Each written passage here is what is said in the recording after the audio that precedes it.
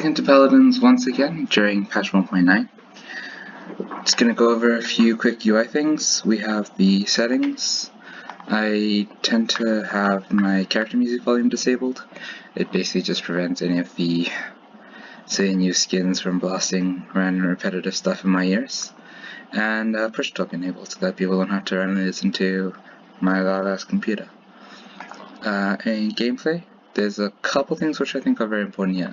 We have damage numbers, which allow you to more visually determine whether you're actually connecting your shots.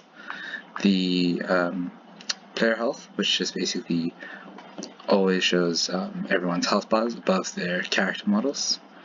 I prefer the center skill bar, but it's more of a personal preference thing. The team UI, however, is very important.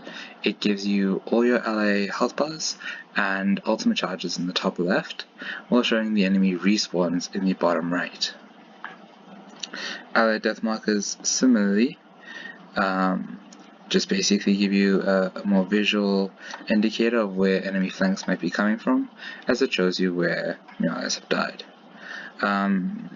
Cool. Auto purchase. Very important to have this disabled once you get used to what all the items in the shop do.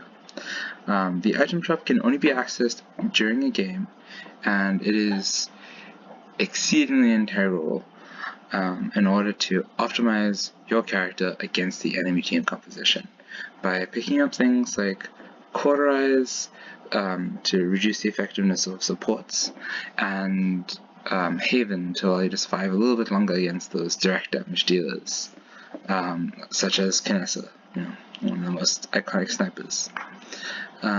Cool. Then we have, right at the bottom, show Cauterize on team health bar.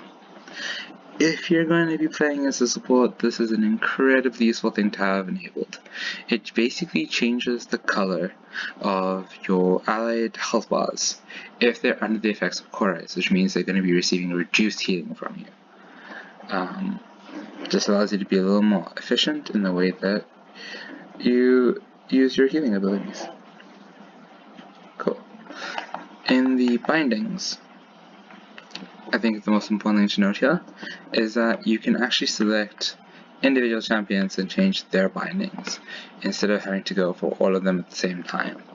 For example, if you want the smoke bomb from Sky to be bound to circle instead of the traditional right bumper, then that's something which you can easily do, but you don't have to worry about now having to use circle for other champions in that ability slot.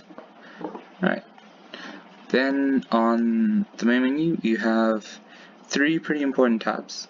Here we have the store. The store is only important because it has the daily reward bonuses at the bottom.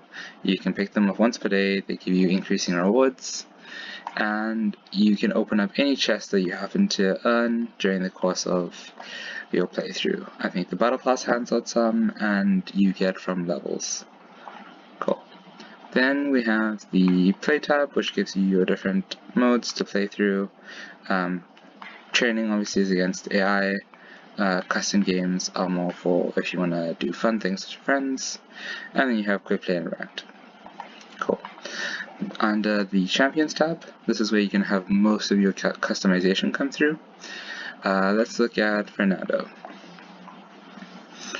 Alright. So in Fernando you see he has four tabs: Overview, Customize, Loadouts, Abilities. Overview and Customize are basically relevant. They just allow you to change your skins and give you a little bit of lore about the champion. Abilities is very neat if you want to get used to what all the champions can do. It's a lot of text to read, but it's very detailed. You can see it gives you all of the damage numbers, all of your cooldowns and ability bindings. It does also have, next to the ultimate, a little horn symbol which basically plays you the voice line which the character will say when they use their ultimate. This basically just allows you to be a little more aware on the battlefield if you're playing with sound to determine when bad stuff is going to be happening to you. On the right of the screen you can see there are the 4 talent cards that majorly affect the way you play the game. Minorly though, we have loadouts. Loadouts basically allow you to customize each champion to your own personal preferences. So if we go into this, we can see there are 5 slots. So you have to pick 5 cards, and you have 15 levels for the total of these cards. So if you go in, you can see that there are a number of different options. There's 16 cards in total, and each of them is sort of organized to affect one ability. So you have the base effects, which are always active.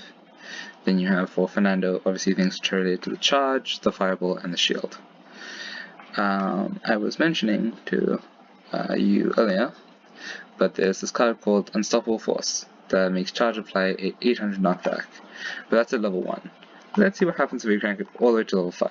It's a 1600 knockback. That's enough to throw people about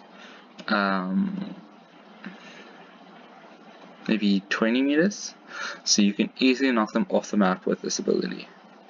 Then let's see, what else do we want? We can maybe look at some distance, and I like movement speed, it's a lot of fun. We can also look at reducing the cooldown of Fireball, because that's going to be Fernando's main ranged ability. And apart from that, we can maybe look at Last Stand or a Cavalier. Just a little bit of sustain. I think Last Stand is a little bit better for me. So we want to level up Incinerate a little bit. I think level 4 is probably the lowest you want this to be. And then we can probably increase this one up to a level 2. And this one to level 2. So yeah, I think I'm going to take a little bit of extra movement speed over the cooldown reduction. So we're going to have 30% movement speed every time we use our charge. Every time we use our charge, it's going to apply this massive knockback to anyone we hit with it. And then we're going to be able to heal up a little bit when we're low. Cool, and that's basically how you make a loadout. You can rename them. I'm not sure how typing on consoles works, but that's basically it. I'll save that, and it's done.